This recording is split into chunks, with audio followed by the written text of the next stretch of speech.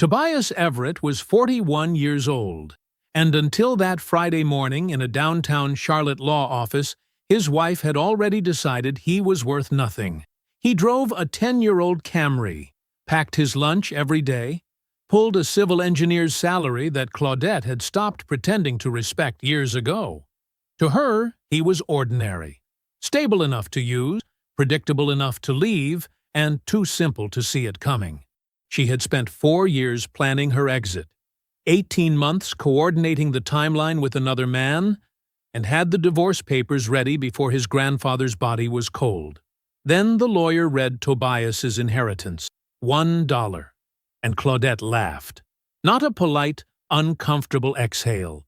A real laugh, sharp and involuntary, escaping before she could pull it back.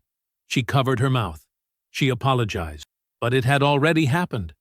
In a room full of witnesses, she had shown exactly who she was. She had no idea the lawyer hadn't finished reading, because underneath that $1, sealed in wax for decades, hidden in a private trust placed in Tobias's name alone 17 years before he ever met her, sat $312 million.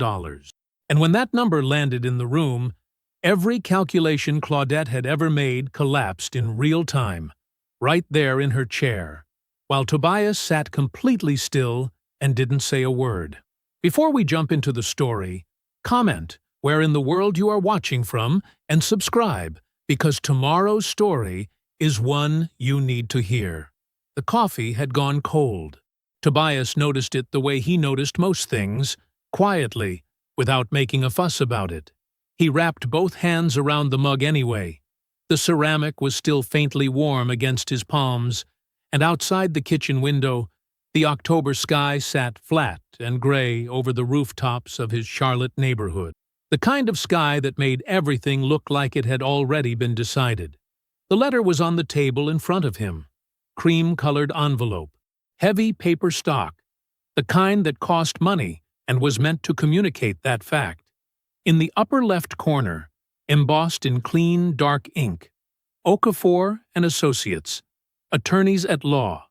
He had read it twice already. He read it a third time now, slowly, the way his grandfather had taught him to read anything that mattered. Dear Mr. Everett, it is with deep sorrow that we inform you of the peaceful passing of Cornelius James Everett, age 94, at his residence in Birmingham, Alabama, on the evening of October 21st. Tobias set the letter flat on the table. He sat with the stillness for a moment, just the hum of the refrigerator, the distant sound of a neighbor's car pulling out of a driveway. He was not a man who fell apart easily. Cornelius had seen to that. But he felt the weight of it settle into his chest, like something permanent being put down. 94 years old, hands like 2 slabs of carved oak, a voice that moved slowly and landed hard. He thought about those hands, about sitting across from the old man at his kitchen table in Birmingham when Tobias was maybe 12 years old, watching Cornelius lay his palm flat on the surface and say, without particular drama, the way he said most things that mattered, "What's under this hand is mine. What I don't show you, you can't take. You understand me, boy?" Tobias had understood him. He understood him better now, 30 years later. A full hand and a quiet mouth will take you further than a loud voice and empty pockets every single time. You remember that. He had remembered it. He had built his entire adult life around it. The modest house on this modest street, the decade-old Camry in the driveway, the civil engineering salary that was comfortable but not conspicuous, the packed lunch in its worn insulated bag sitting ready by the door. He presented to all outward eyes as a thoroughly ordinary man, and he had never once felt the need to correct that impression. He heard Claudette before he saw her. The rhythm of her heels on the hardwood upstairs was something his body had memorized long ago, the particular cadence of a woman who moved through the world with intention. Then the stairs, then the kitchen floor. She entered the room already fully assembled. A structured burgundy blazer, hair done with the precision of a woman who understood that appearance was its own kind of argument. She had a client presentation this morning. He had known that the night before. She poured her coffee without looking at him. Then she looked at him. "Morning." Her voice was warm. It was almost always warm in the mornings. He said, "Good morning." He watched her eyes drop to the letter on the table. She crossed to him, leaned in gently, one hand coming to rest on his shoulder, and read over his arm. He felt her go still as she took it in. "Oh, Tobias." Soft, appropriate. Her hand pressed once, firmly, on his shoulder. "I'm so sorry. He was such an incredible man." "He was," Tobias said. "You must be devastated." She straightened. Her eyes moved back down to the letter. And for just a half-second, not long enough for most people to catch, her gaze stopped moving. It landed on the law firm's name in the upper left corner and held there, Okafor and Associates. Then she pulled her eyes back to his face, and her expression was soft and present and completely composed. "Should I come?" she said. "To the reading, on Friday. I can move my afternoon." "I'll let you know," he said. She nodded. She kissed his cheek, the left one, the way she always did, and she picked up her coffee and her bag, and she left. The front door closed with a clean, quiet click. Tobias sat with the letter another moment. Then he picked up his phone and dialed. Adaize Okafor answered on the second ring. Her voice carried the particular ease of someone who had been managing important things for a very long time without ever dropping any of them. "Tobias, I've been thinking of you this week. Thank you." He looked at the letter. "Friday at 10, I'll be there." "Good." A brief pause. "The reading will take approximately 2 hours. I want you to know that your grandfather left very precise instructions about how the proceeding is to be conducted. Instructions I'm not at liberty to discuss over the phone." Tobias heard the weight sitting underneath that sentence, felt the shape of it without being able to see inside it. "I understand," he said. "We'll go through everything on Friday. Together." He thanked her. He ended the call. He sat for one more moment at his kitchen table in the flat gray October light. Then he finished the cold coffee, picked up his lunch bag, and went to work. He thought about Cornelius the entire drive in. The offices of Okafor and Associates occupied the 14th floor of a building on Tryon Street that communicated authority through restraint. No marble atrium, no oversized logo. Just a quiet reception area with cedar-paneled walls and low lighting, and the kind of furniture that had been chosen by someone with genuinely good taste, rather than someone trying to display it. Tobias arrived 7 minutes early. He always did. Claudette arrived with him, which she had arranged by presenting it not as a request, but as a settled fact over Thursday night's dinner. She had dressed for the occasion the way she dressed for everything she considered strategically important. A charcoal wrap dress, her good jewelry, the structured leather portfolio she carried to client presentations tucked under one arm with a pen already clipped to the cover. She greeted the receptionist warmly. She greeted Adaize Okafor when the attorney appeared in the doorway of the conference room with a particular warmth that Tobias recognized. The specific frequency she deployed toward professional women she wanted to impress. Adaize received it graciously and revealed nothing.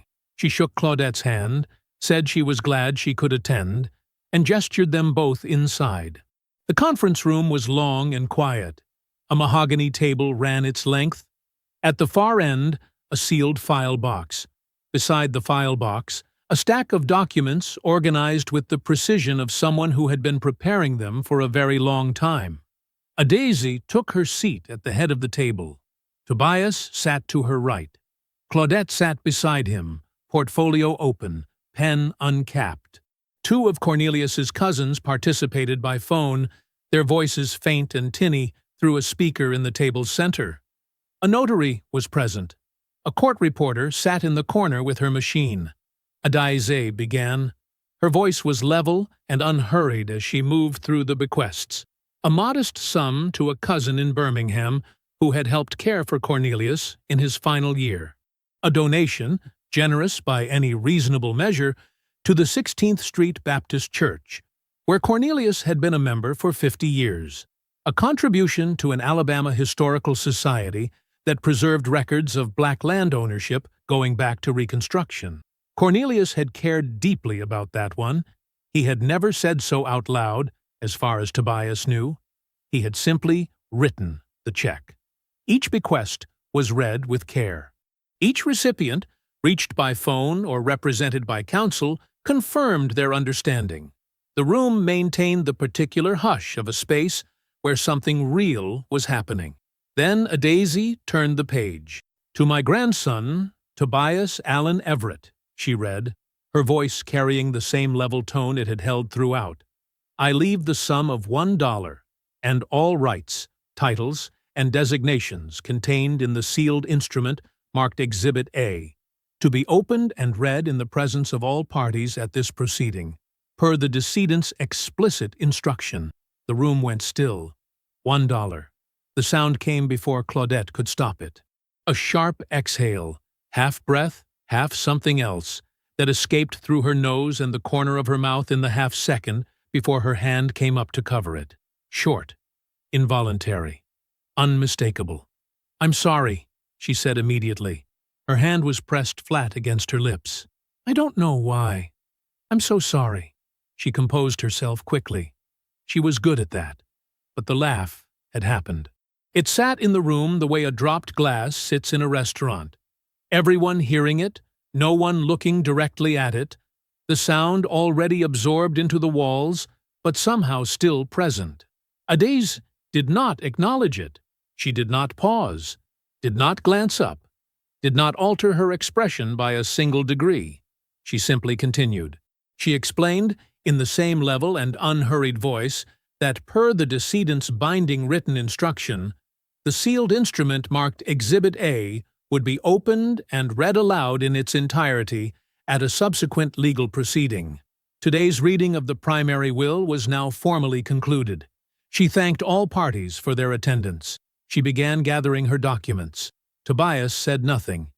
He watched Adès's hands move across the papers. Steady, efficient, unhurried. He did not look at Claudette.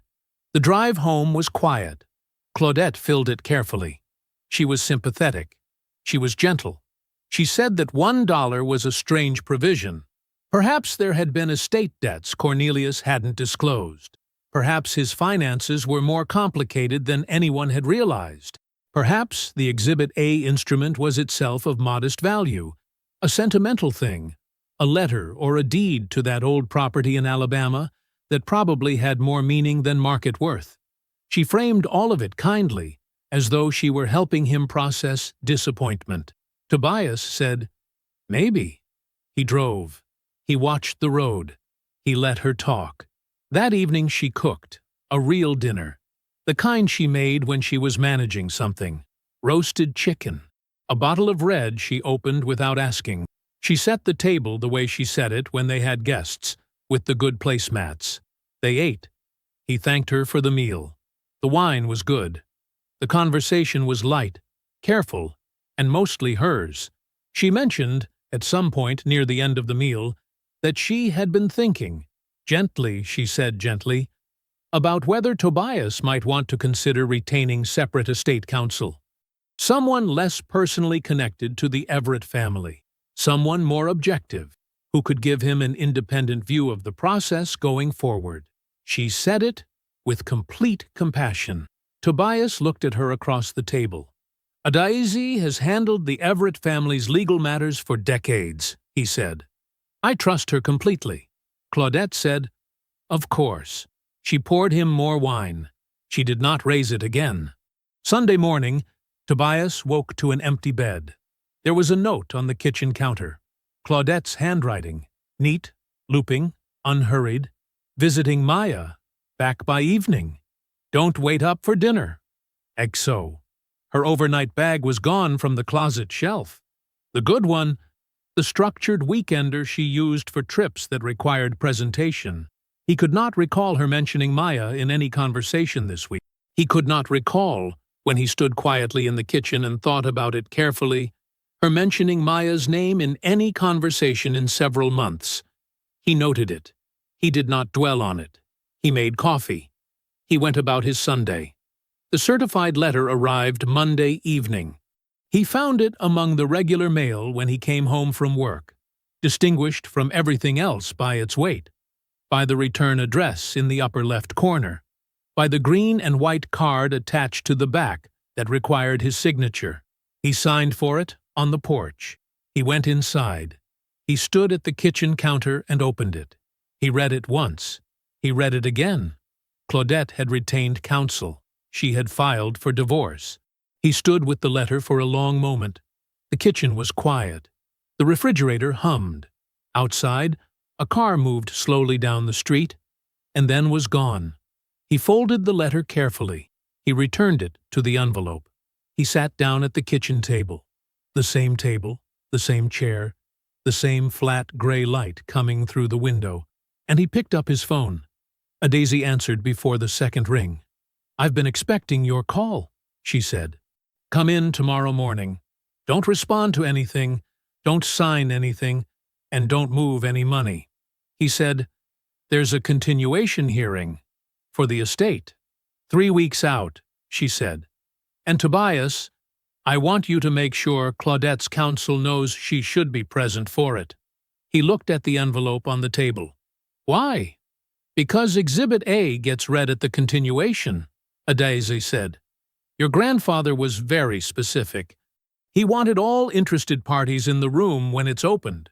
The line was quiet for a moment. Tobias said, "I'll make sure she's there." 3 weeks later. The conference room was off the main corridor of Mecklenburg County Family Court, a spare, rectangular space that smelled of recycled air and old carpet. Fluorescent panels ran the length of the ceiling. A long table sat beneath them, surrounded by chairs with padded backs the color of ash. There was one window, narrow, with a view of the parking deck across the street. It was not the kind of room where anyone felt comfortable. That was, Tobias understood, the point. He sat beside a Daisy at the respondent's table, dark suit, hands flat on the table in front of him. He had been still since he sat down. Across from him, Claudette took her seat beside Jeffrey Bale, her attorney, a sharp-looking man in his mid-50s with silver at his temples and the practiced calm of someone who charged by the hour and felt no urgency about it. Bale had a yellow legal pad in front of him, a pen in his hand, and the settled posture of someone who believed he already understood the shape of this proceeding. Claudette had dressed with precision. Dark blazer, silk blouse, earrings she only wore to meetings she considered important.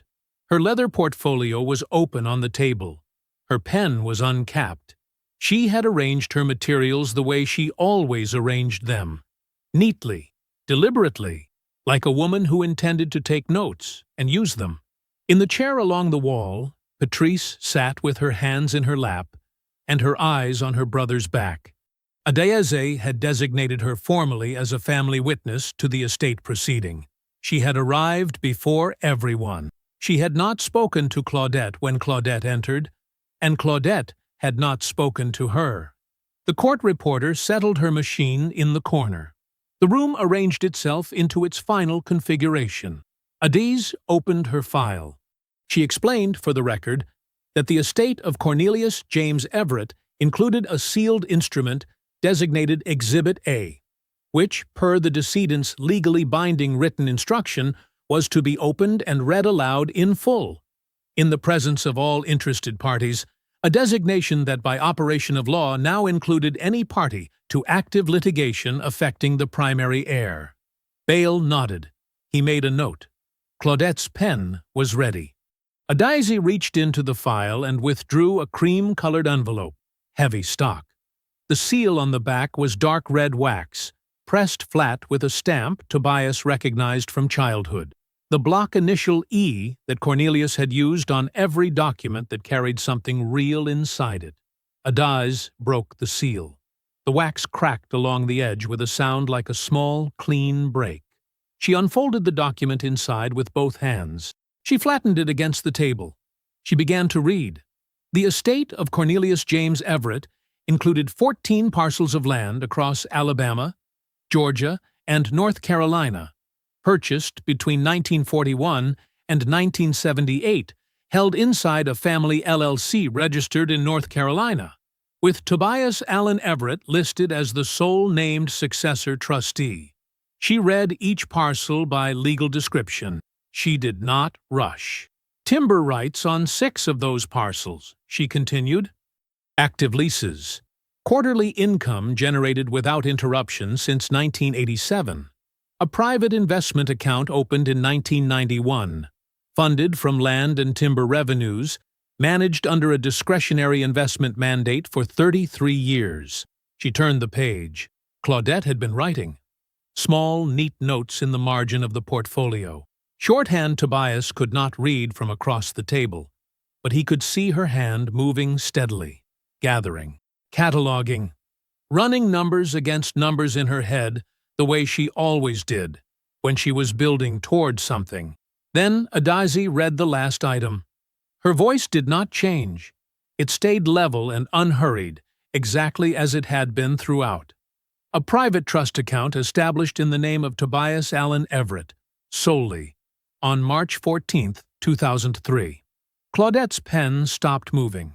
Funded consistently and substantially by Cornelius James Everett, from the date of establishment through the date of his death, without interruption and without disclosure to any party outside the trust instrument itself.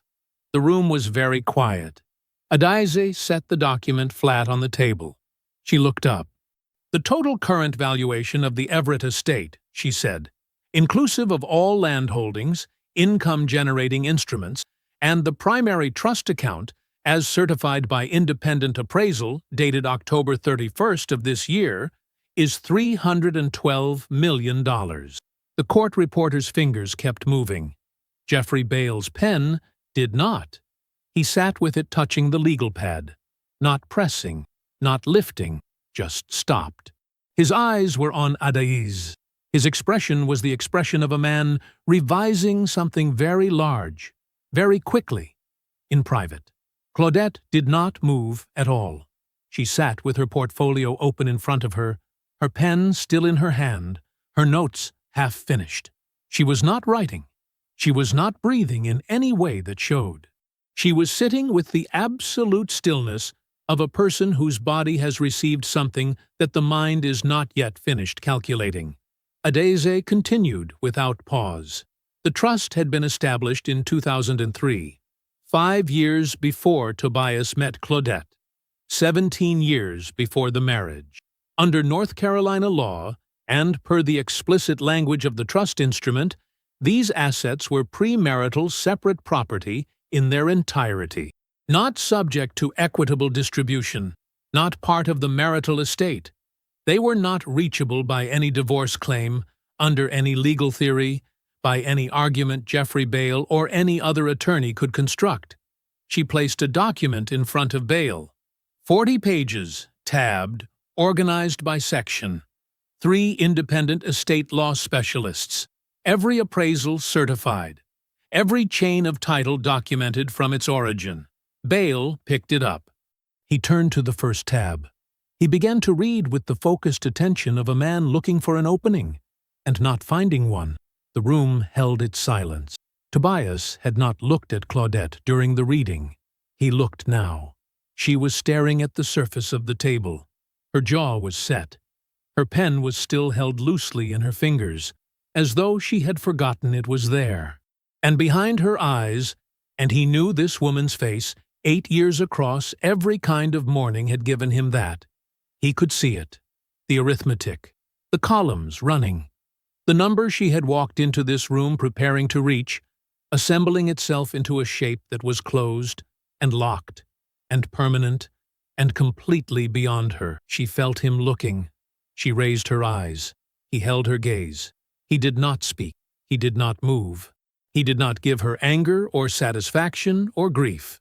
He gave her nothing except his eyes, steady and clear, and all the silence that lived behind them. After a moment, she looked away. He looked back to Adaize. "What's next?" he said. Adaize closed her file with both hands. "Now we proceed with the divorce." Tobias nodded. He pushed back his chair. He stood, picked up his briefcase, and buttoned his jacket. He did not look at Claudette again as he moved toward the door. He did not need to.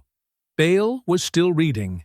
Claudette was still sitting, portfolio open, pen in hand, notes that stopped halfway down the page, holding 40 pages of documentation that dismantled, line by line, every calculation she had made. He called Adaize at 7:45 the next morning, standing in his kitchen with the coffee still brewing. She picked up on the second ring. He said, "The investigator you mentioned, Wendell Oates. I want to retain him." A brief pause. Not surprise, more like confirmation. "I'll send him your number this morning. He may already be expecting your call." Tobias didn't ask what that meant. He said, "Thank you," and hung up. Wendell called at 8:12. His voice was low and even, the voice of a man who had delivered bad news so many times that he had worn all the rough edges off it. He asked 2 questions, the subject's name and whether Tobias had a preference on timeline. Tobias said he needed it thorough, and he needed it to hold up in court. Wendell said he understood, and they arranged a delivery meeting in 2 weeks at a diner near the airport. That was the entirety of the call. 1 minute and 40 seconds. The diner was called Carver's. It sat on a service road between 2 car rental facilities and a long-term parking garage, the kind of place that existed mostly for people passing through rather than people staying.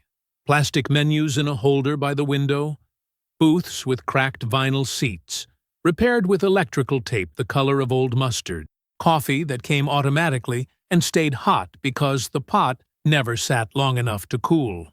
Wendell was already there when Tobias arrived. He was a large man, broad through the shoulders, somewhere in his late 50s, with a gray mustache trimmed with military precision and the unhurried stillness of someone who had learned long ago that patience was the most efficient tool in the kit. He had a manila folder on the table in front of him and a cup of coffee he was not drinking. He slid the folder across when Tobias sat down. No preamble, no editorializing. Tobias opened it. The affair had started 4 years ago. Not recently. Not a lapse or a crisis or a moment of weakness that spiraled. 4 years. Documented across hotel records in Charlotte, Atlanta, and Raleigh. 6 separate occasions where Wendell's associate had placed Claudette and a man named Bryce Whitmore in the same location and captured it. Time-stamped photographs, clear, unambiguous, legally obtained, and notarized. Bryce Whitmore, 44 years old, boutique real estate developer out of Charlotte, professionally successful, the kind of man whose LinkedIn headshot looked like it had been lit by someone who understood exactly what it was supposed to communicate. Tobias looked at the photographs. He looked at each one once. Then he turned the page. The message records were next. Obtained through proper legal channels. Wendell had a note attached explaining the method, and it was clean. Everything admissible. Claudette and Bryce. 11 months of communications, printed and indexed by date. He read through the first pages steadily. Then he slowed. There was a thread that started 18 months ago. Around the same time Cornelius's health had entered its final decline. Claudette and Bryce were not just coordinating time together, they were coordinating something larger, a timeline. There were references to the process and the filing and when the moment is right. The language was careful in the way that careful language sometimes becomes its own kind of evidence, deliberate, managed, aware that it might be seen. Claudette's word for what they were waiting for appeared in a message dated 14 months ago. Once the financial event happens, we move. Not before. There's no point in filing before there's something to claim. Tobias sat with that sentence. He read it again. A financial event. the estate reading, his grandfather's death, the unsealing of a document that had been sitting in Adaise's files for 20 years, waiting. Claudette had known, or suspected, or calculated that something was coming. She had positioned herself beside him for 8 years, waited for the moment when it would become visible, and designed her exit around claiming it. He turned to the last page. There was one final message, sent the afternoon of the estate reading. The same afternoon Claudette had sat across from him in a cedar-scented office on the 14th floor and laughed at $1. The timestamp read 4:47 p.m. Tobias had still been at Adaise's office at 4:47 p.m. He got everything.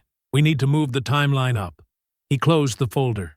He sat for a moment in the booth at Carver's Diner, with the coffee going warm beside him and the flat gray light coming through the window, and Wendell Oates across from him, not speaking, not filling the silence with anything. Then Tobias said, "I need a copy of this entire file sent directly to Adaise Okafor. Everything. Nothing held back." Wendell nodded. "Already packaged for attorney delivery. I can have it to her office by end of day." Tobias said, "Good." He placed the folder back on the table, precise, the way he had been taught to put things down. "What do I owe you?" Wendell named a number. Tobias wrote the check on the spot.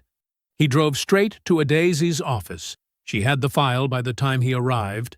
Wendell moved quickly when the job was done, and she had already read the first third of it. She did not comment on the photographs. She did not comment on the message records. She gestured to the chair across from her desk and waited for him to sit. He sat. He said, "I want the full equitable distribution response prepared. Everything. The trust documentation. The pre-marital timeline. All of it organized for court. And I want a separate civil fraud filing initiated against any financial entity connected to Bryce Whitmore, whatever corporate structure he's operating under. I want it identified, and I want it named." Adaise made 2 notes on the legal pad in front of her. Unhurried. "The distribution response is already in draft. We began it after the continuation hearing. The civil filing will require a forensic accountant to identify the specific entities before we can name them. I have someone I use. She's thorough, and she's fast." "How fast?" 10 days. Maybe 8. "Use her." Adaise wrote that down too. They worked through the framework for the next 3 hours. The trust documentation. 40 pages already drafted. 3 specialists already consulted. Every appraisal already certified. The marital estate inventory. The timeline of the marriage's finances. She asked him specific questions about joint accounts, about money he had moved into Claudette's business when it needed it, about the years when Hargrove & Co. had run short. He answered each one directly, without emotion, with the precision of a man who had always paid close attention to where money went and why. It was past midnight when he left. He sat in his car in the parking deck for a while before he started the engine. The deck was mostly empty. Fluorescent lights buzzed 2 levels up. Somewhere below him, a car door closed, and an engine turned over. And then there was quiet again. He thought about the phrase, a financial event. That was what he had been to her. Not a marriage, not a life, a position, a proximity, a strategic place to stand while she waited for an event she could leverage. He had loved her. He knew that was still true. The grief of it sat in his chest like something heavy and permanent, and he did not try to move it. He just sat with it in the dark of the parking deck and let it be what it was. Then he started the car. He drove home through empty streets, and the city moved past the windows dark and quiet, and he did not turn on the radio. The forensic accountant's name was Rita Ashe. Adaise said she was thorough and fast. She was both. She arrived at Tobias's scheduled meeting with Adaise the following morning carrying a yellow legal pad and a laptop, asked him 12 direct questions about the structure of the joint marital accounts and the history of his contributions to Hargrove & Co. Sons, and left within 40 minutes. She did not speculate. She did not editorialize. She said she would have a preliminary picture in 5 days and a complete documented report in 8. She had it in 7. Adaize called Tobias on a Thursday evening. She said the report was ready. She said he should come in. She said, "Ask Patrice if she can be there." He did not ask why. He called Patrice. She said, "Tell me when." The conference room at Okafor and Associates held a long oval table, 4 leather chairs, and a window that looked out over the downtown skyline at night. The buildings lit against the dark, the city going about its business, indifferent. Adaize had the report waiting when they arrived.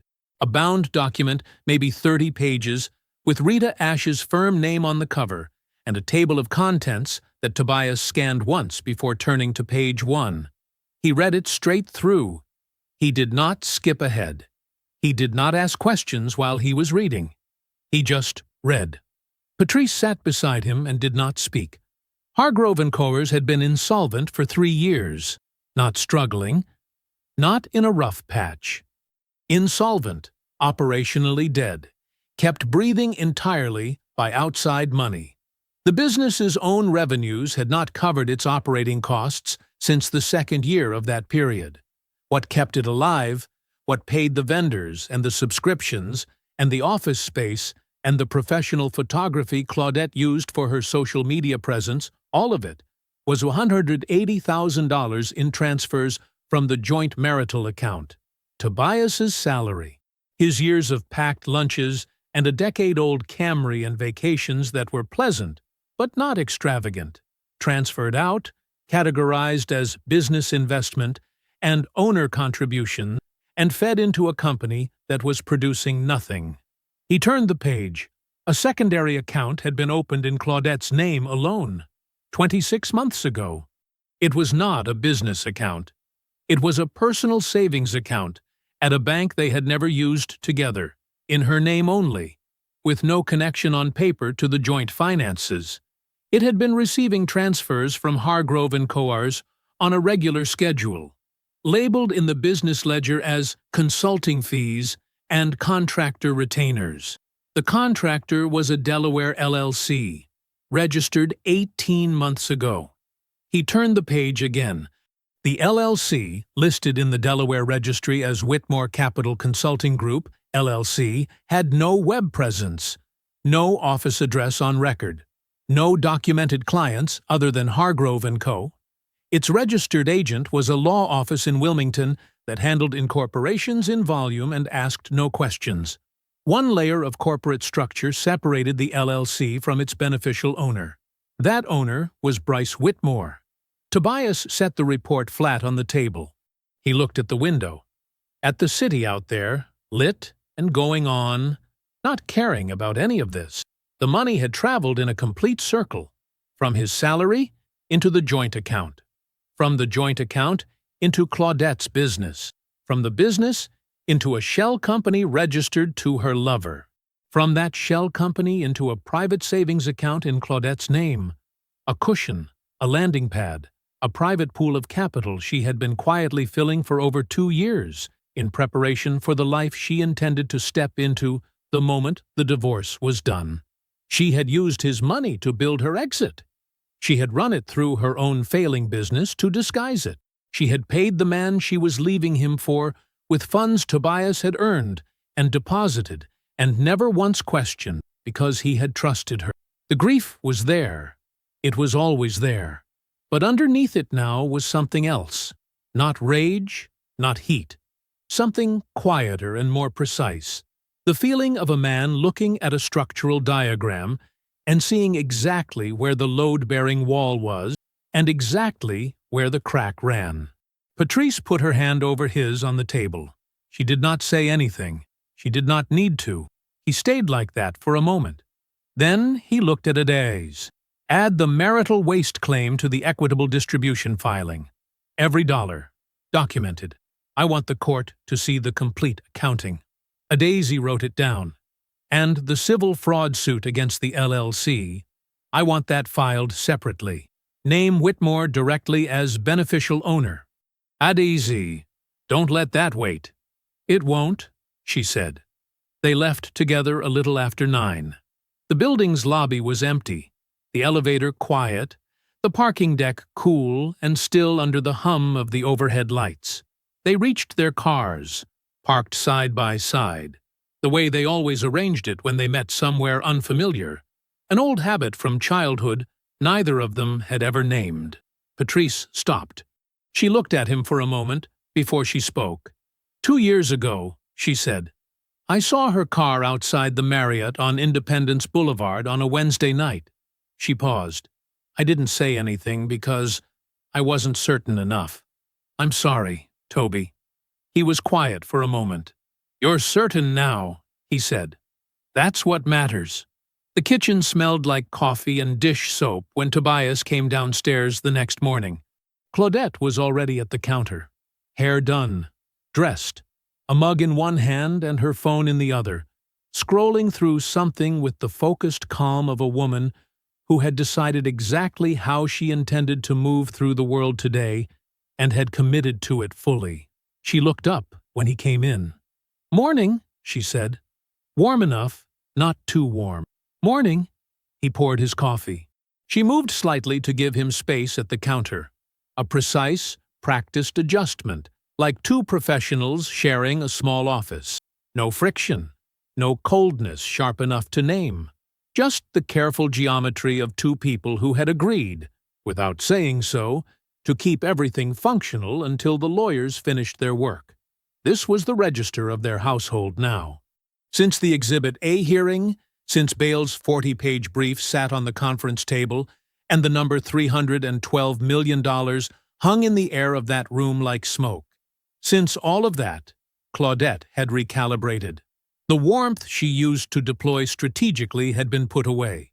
In its place was something more efficient. She spoke to him about logistics, schedules, which bills were coming due and from which accounts. The practical language of a shared space being quietly, methodically unwound. He could feel the discipline it cost her. He respected it in a distant way, the way you respect a structure even after you have already identified every crack in it. She did not know about Wendell's report. She did not know about Rita Ashe, or the 30-page document sitting in Adaise's file cabinet with her name on every other page. She did not know about the Delaware LLC's registered agent, or the secondary savings account, or the civil fraud filing that Adaise had already prepared and would be submitting before the end of the week. She knew about the trust. That was all she knew. And she had built her entire current strategy around the assumption that the trust was the obstacle, the one wall she had to find a way around or argue past. She was not building her strategy around what she did not know. That was her mistake. It had been her mistake for 18 months. That evening, after dinner, she had cooked. She still cooked. It was part of the maintenance. She sat across from him at the kitchen table and brought up the house. I've been thinking about the equity, she said. She kept her voice practical. A business conversation, not a personal one. Refinancing now makes sense. Rates are still reasonable and we've built up a solid position. It would give both of us something more workable to deal with during proceedings. He looked at her. He let a moment pass. I'll look into it, he said. She nodded. She seemed satisfied. She picked up her wine glass. He had absolutely no intention of touching the house. A few nights later, she raised Adaise again. She was careful about it this time. She didn't frame it as criticism. She framed it as concern. She said that estate attorneys and divorce proceedings were different disciplines, that she just wanted to make sure Tobias had someone in his corner whose focus was entirely on the divorce itself, rather than divided between the estate and the litigation. He listened to the whole thing. Then he said, Adaise has handled the Everett family's legal matters for 40 years. I trust her completely. Claudette looked at him for a moment. Of course, she said. I just want you to have the right support. I do, he said. She let it go. She picked up her phone. He watched her in the evenings, not with bitterness, not with the hot, restless attention of a man who was looking for something to hurt him, just with the quiet observation of someone who had learned a long time ago to read what people revealed when they thought they were composed. The jaw was tighter than it used to be, just slightly. A small, persistent tension she had been carrying for about 2 weeks now, since Bryce had stopped answering. He could see it in the way she held her phone, in the extra hour she spent on it each night before bed, in the particular quality of her focus when she was scrolling through her messages, looking for something, not finding it. She said nothing about it. He said nothing about it. He knew exactly what she was looking for. He knew why she wasn't finding it.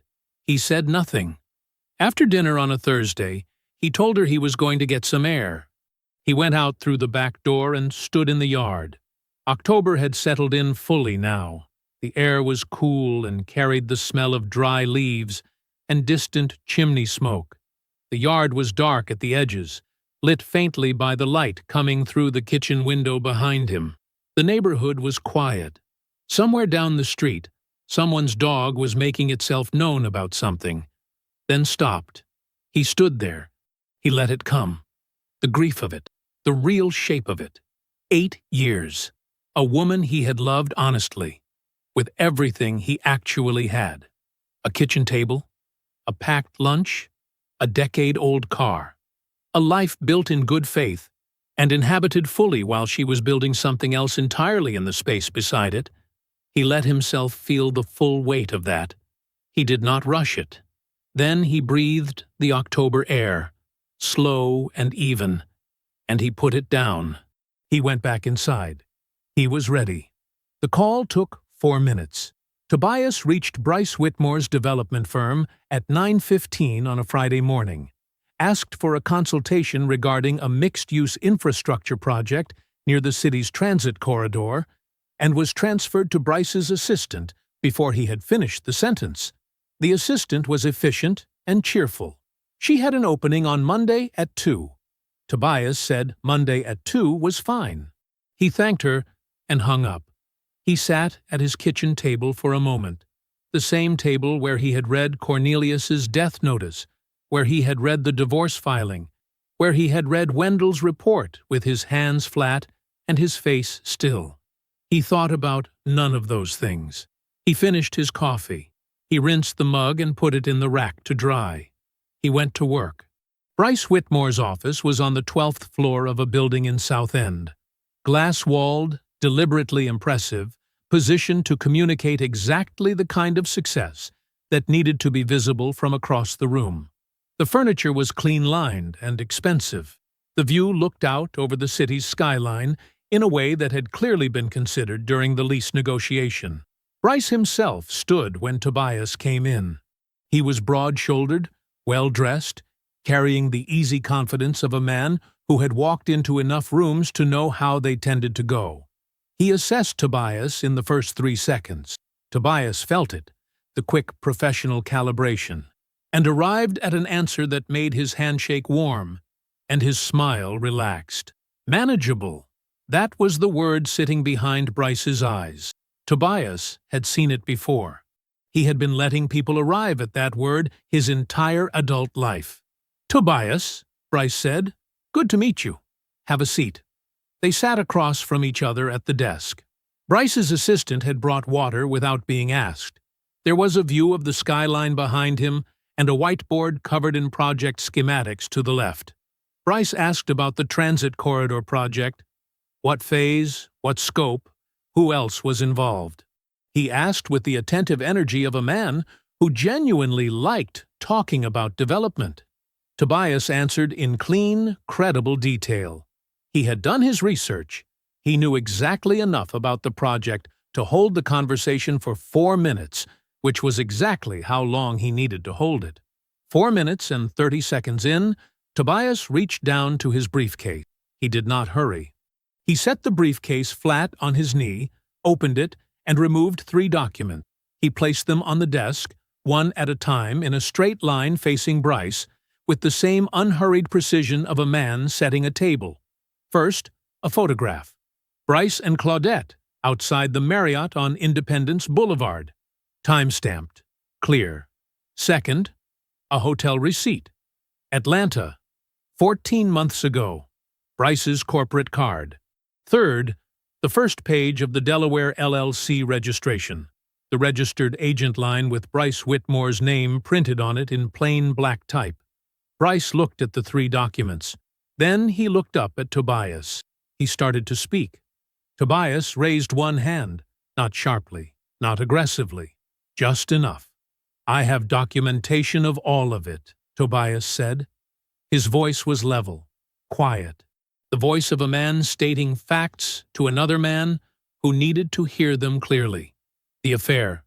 4 years, Charlotte, Atlanta, Raleigh. The LLC registration and the transfers from my wife's business account. Every dollar, every date, every location. It was prepared by a licensed investigator and reviewed by counsel. It is thorough. Bryce's expression had gone through several things in the space of a few seconds. The warmth was gone. In its place was the focused, very still attention of a man doing fast arithmetic. Tobias continued, "I have 2 things to tell you. The first is that my attorneys have filed a civil fraud suit against your LLC for the misappropriation of marital funds.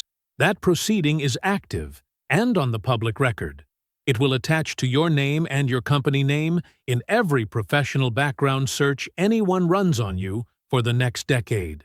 Every investor, every lender, every partner." He paused. "The second thing is that the suit becomes unnecessary if you remove yourself from this situation completely and permanently.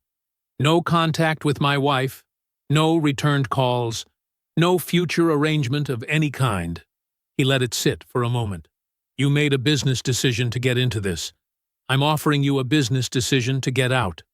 The room was very quiet. Bryce looked at the documents on his desk. He looked at Tobias. He was running the numbers. Tobias could see it. The precise, self-interested calculation of a man assessing a risk profile that had changed beyond recovery. Claudette had been a manageable investment.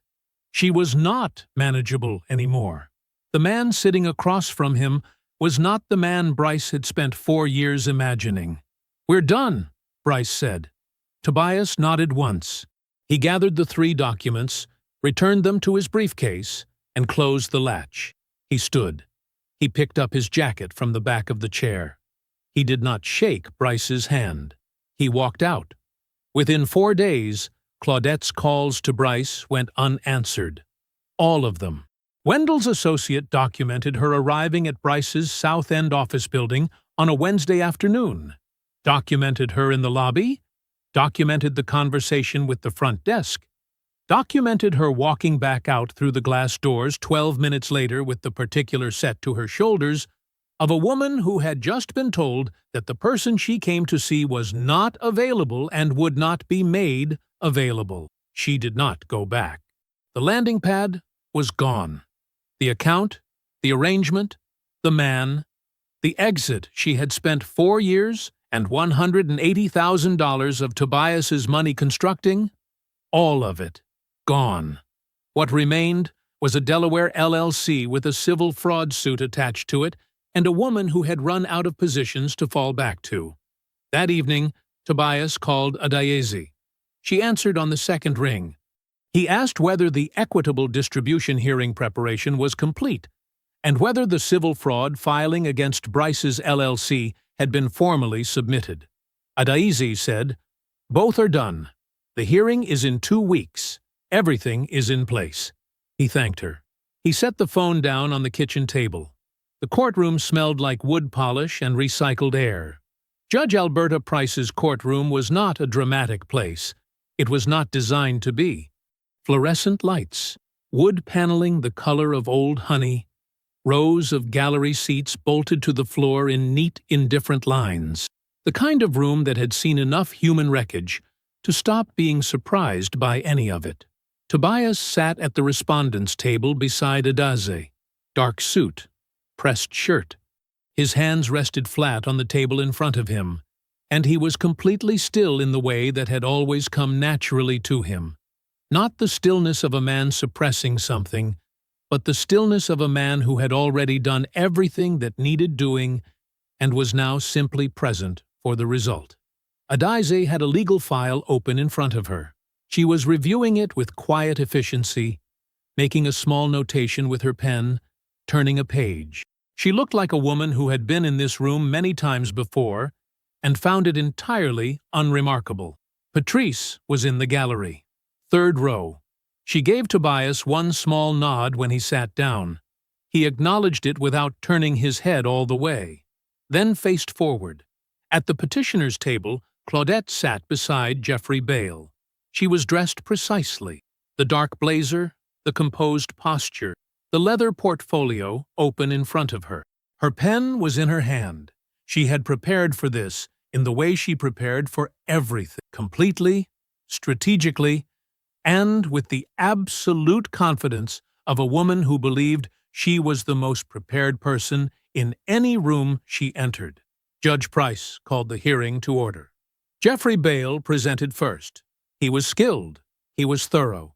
He spoke about 8 years of marital contribution, the household sustained, the domestic stability provided, the professional brand built alongside the marriage.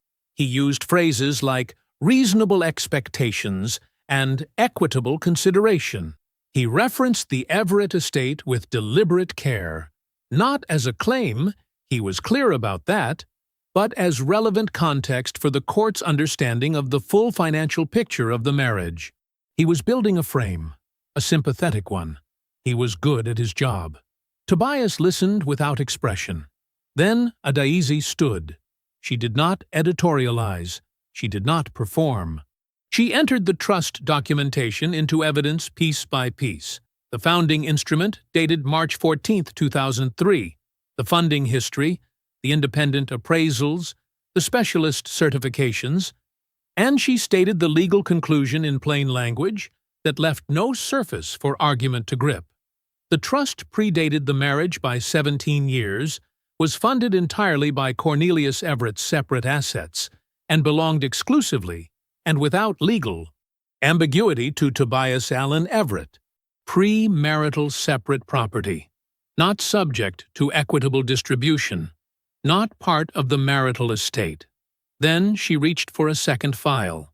She placed it in front of Judge Price, with the same unhurried care she had used for everything else.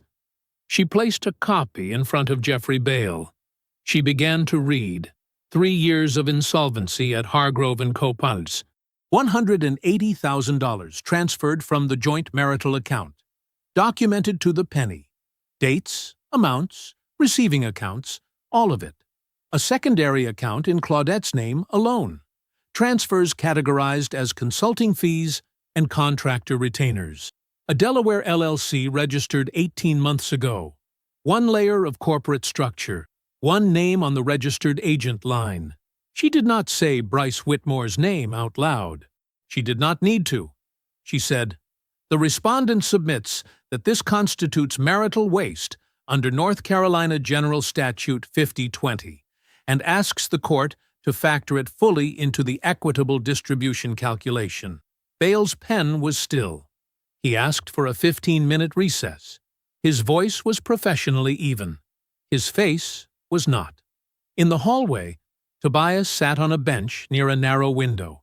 The light outside was flat and gray, the particular October light that made everything look like it had already been decided. Adaize stood nearby, phone in hand, composed and efficient. At the far end of the hallway, Claudette stood with Bale. She was holding her portfolio against her chest with both arms crossed over it, like something to hold on to. Bale was speaking close to her ear. Whatever he was telling her, she did not like it. Tobias could see it from where he sat, in the tight line of her jaw, in the way her chin had dropped slightly, in the particular stillness of a woman whose arithmetic had stopped balancing. She looked up. She saw Tobias watching. He did not look away. He did not change his expression. He simply held her gaze across the length of that hallway, across the 8 years, and the certified letter, and the laugh that had sat in Adaize's office like a dropped glass, and he let her look at whatever she needed to see. She looked back to bail. Court reconvened. Judge Price reviewed her notes. She did not rush. When she spoke, her voice was level and entirely without drama. The voice of a woman who had rendered a great many decisions and understood that the weight of them did not require amplification. She ruled the Everett Trust excluded from equitable distribution in full. She noted that the legal documentation supporting its premarital status was among the most thoroughly prepared she had encountered in a proceeding of this nature. Then she turned to the forensic accounting. She looked at Jeffrey Bale. "Is your client disputing these figures?" Bale leaned toward Claudette. A brief, quiet exchange. Tobias watched Claudette's face during it. It was the face of a woman who had run out of positions to take. Bale straightened. "No, Your Honor," Judge Price ruled. The $180,000 in documented marital waste was deducted from Claudette's share before the split was calculated. The remaining marital assets, the house proceeds, the joint accounts, were divided per the adjusted figure. When the final numbers were read into the record, they were legal. They were fair. They were nowhere near what Claudette had planned. Not $1 of the $312 million. Not 1 acre of Alabama land. Not 1/4 of timber revenue. Not 1 cent of 60 years of silence and discipline and absolute, unbroken patience. Judge Price closed the hearing. Tobias picked up his briefcase. He stood. He buttoned the top button of his jacket with one hand, smoothed the front, and walked toward the courtroom door at a steady, unhurried pace. He did not look at Claudette. In the hallway, Patrice was exactly where she said she would be. She didn't say anything. She put her hand on his arm, just her hand, steady and warm, and they walked together toward the elevator at the end of the hall. Neither of them spoke. The morning after the hearing, Tobias arrived at Adaize's office at 8 o'clock sharp. The city was still waking up outside the 14th floor windows. Charlotte, in early November. The last of the leaves on the trees along Tryon Street. The sky a pale, washed-out blue that had not decided yet whether it would amount to anything. Tobias sat across from Adaize at her conference table with a cup of coffee he had brought himself and a legal pad he would not need to write much on. Adaize opened her file. "Bale called last night," she said. She set her reading glasses on. "He has advised Claudette against appeal. I expected as much. There is no legal theory under which she reaches that trust. He knows it. She knows it now, too." Tobias nodded once. 60 days to finalization. The house goes to market as soon as we file the sale order. I expect it moves in 30 days or less. After the marital waste deduction comes off her share, her settlement will be processed, transferred, and done. She looked at him over her glasses. "It's a legal settlement. It's a fair one." "I know," Tobias said. "Just not the one she planned." "No," he said. "Not that one." He drank his coffee. Outside, a delivery truck rumbled past on the street below. 14 floors down, small and slow and ordinary. Adaize turned a page. "Bryce Whitmore's attorneys made contact yesterday afternoon. They want to settle the LLC suit. Confidential payment, mutual release, and," she paused, just slightly, "a non-disclosure agreement." Tobias looked at her.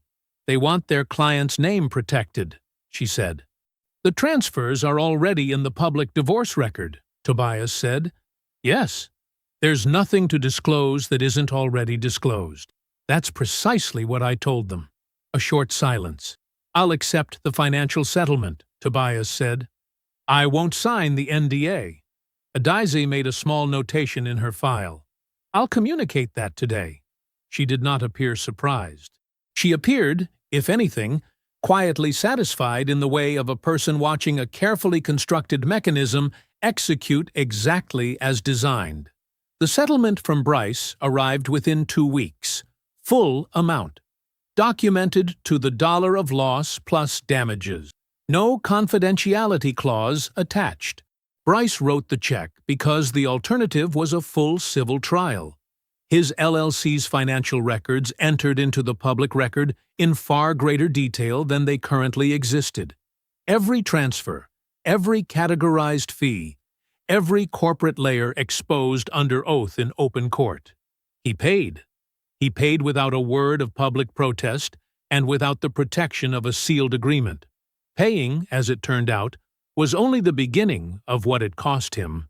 The settlement became known the way things become known in tight professional circles, not through a press release, not through a news article, but through the quiet, efficient movement of information between attorneys who spoke to other attorneys, between investors whose due diligence teams pulled court records as a matter of standard practice, between the particular silence that falls in certain rooms when a specific name comes up and no one rushes to fill it.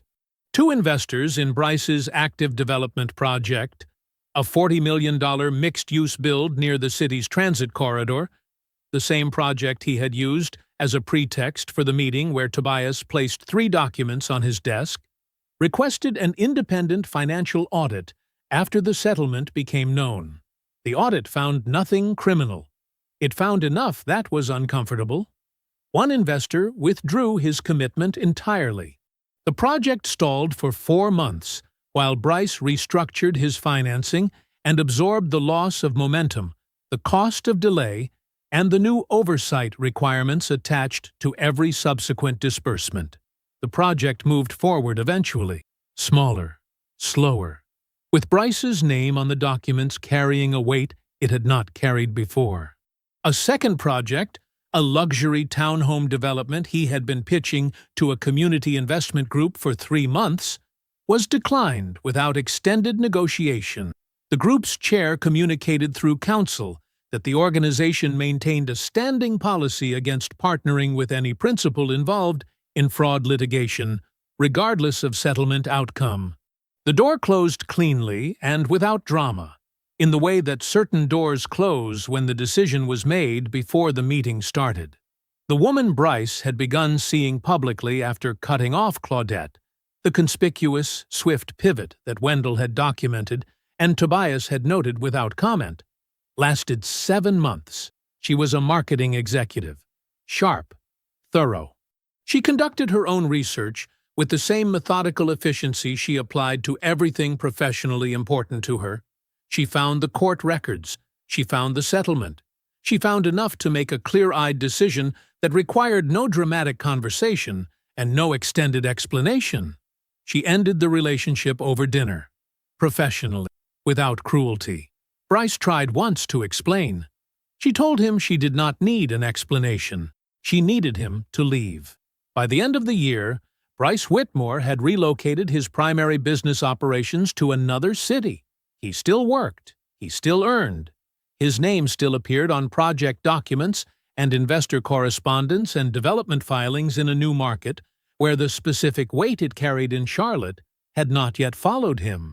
But the version of Bryce Whitmore who had walked into his glass-walled office and looked across his desk at Tobias Everett and seen someone manageable who had made a business decision to enter another man's marriage, to move that man's money through a shell company, to build a future on the foundational assumption that the man across from him was exactly as ordinary as he appeared. That version did not exist anymore. He had made a business decision. The business decision had settled. The damage had not. 18 months after the divorce was finalized, Tobias Everett sat in his grandfather's reading chair and watched the afternoon light move across the floor. It came in through the west-facing window in a slow, even bar, warm and amber and unhurried, the way Atlanta light got in late November when the sun dropped early and meant it. It crossed the hardwood in a straight line, moved up the leg of his desk, and disappeared into the wall of bookshelves he had spent 2 weekends filling with the patience he applied to everything that mattered to him. He had been timing his reading around that light for 6 months. He knew exactly when it arrived and exactly how long it stayed. The house was a restored craftsman in Atlanta's historic West End.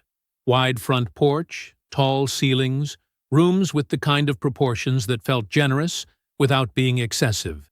He had purchased it without urgency, renovated it with care, and settled into it the way a man settles into something that fits. Not too fast, not performing anything, just quietly, completely, at his actual size.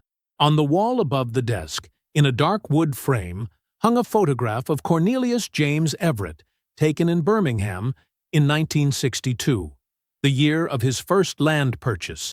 He was wearing a formal dark suit that he had clearly pressed himself.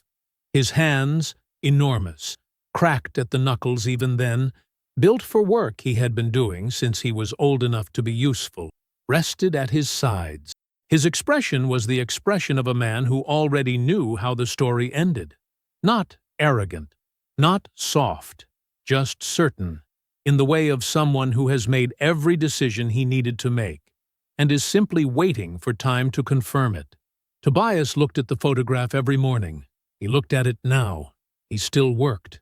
Consulting, part-time, infrastructure projects in underserved municipalities, the kind of work that connected a civil engineer's skill set to something larger than a billing cycle. He chose it. He could have stopped entirely, and he had considered it. And then he had gone to a project site in southwest Atlanta on a Tuesday morning and stood in a neighborhood where the stormwater system was 40 years past its useful life, and watched a woman in her 60s navigate a flooded sidewalk with careful, practiced steps. And he had not considered stopping again after that. The Everett Trust, under the active management of the wealth firm his grandfather had selected decades ago, had grown. The number was larger now than the number Adazi had read into the record in that conference room off Judge Price's courtroom. It would be larger still next year. Cornelius had built something that did not stop when he did. Earlier that year, Tobias had established the Cornelius James Everett Scholarship, first-generation black engineering students in Alabama, Georgia, and North Carolina. 12 students in the inaugural cohort. He had attended the award ceremony in Birmingham in the spring, standing in a city built on soil where his grandfather had picked cotton as a boy, and he had looked out at those 12 young faces and thought about what a man can build if he builds quietly enough, and long enough, and with enough faith in the person he is building it for. He had not made a speech about the trust. He had not mentioned the $312 million. He had said only that his grandfather taught him that a full hand and a quiet mouth would take a person further than a loud voice and empty pockets, and that he hoped they remembered it. Several of them wrote it down. Patrice had visited the weekend before, flew down from Charlotte on a Friday evening, and left Sunday afternoon, and in between they had sat on the back porch in the mild Atlanta November and talked about Cornelius the way people talk about someone they are still learning, even after his death, even after everything. They did not talk about Claudette. They did not talk about Bryce. He knew, didn't he? Patrice said at one point. Not quite a question. He knew something like this might happen. Tobias took his time with it. A cardinal landed on the porch railing and left. He didn't know the specifics, Tobias said, but he knew that money makes people show you who they are. So he built something that would make sure I saw it clearly, legally, and in a room full of witnesses. Patrice shook her head slowly, the way she did when something settled into place that had been loose for a long time. 60 years of silence, and he still got the last word. He always got the last word, Tobias said. He just never needed to say it out loud. He had been spending time with a woman named Deja, a landscape architect. She designed public green spaces for municipalities, which meant they had more professional overlap than either of them had anticipated when they first met at a city planning event in September. She laughed without performing it. She asked direct questions and waited for real answers. She had told him, early and without self-consciousness, that she had no interest in knowing what a man was worth financially before she understood what he was worth as a human being. He had not known what to do with that for several days. He was taking his time. He was in no hurry. He was moving at his own pace and in his own direction, with no calculation behind it and no exit strategy beneath it. Just the simple, honest forward motion of a man who had finally cleared enough space to move that way. Evening settled over Atlanta slowly, the way it did in November.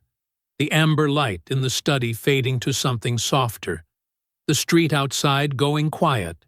The house holding itself around him with the easy solidity of a place that had been built to last. Tobias sat in his grandfather's reading chair, the same chair that had sat in a study in Birmingham for 40 years, the same chair where Cornelius had read his land surveys and his quarterly statements and his Bible in no particular order of priority, while the world outside assumed it knew what kind of man he was and was wrong about it every single time. He thought about the wax seal, the cream-colored envelope, the legal instruction, precise, irrevocable, designed to execute itself in the most protected and witnessed and legally unassailable setting that a very careful man could construct across 6 decades of absolute discipline. He thought about the conference room off Judge Price's courtroom, and Adaise's level voice, and the moment the number landed in the air, and a leather portfolio and a pen that had stopped moving, and a woman who had walked into that room believing she was the most prepared person in it. Cornelius did not leave him money. He left him armor, fitted specifically, built decades before it was needed, before the marriage, before the filing, before the laugh that sat in a room like a dropped glass, because the man in that photograph had understood, with the absolute certainty of someone who had built everything he had from nothing, that what is built in silence is harder to steal than what is built loudly, and that the right person, given the right protection, at exactly the right moment, would know what to do with it. He had known his grandson, completely, without reservation.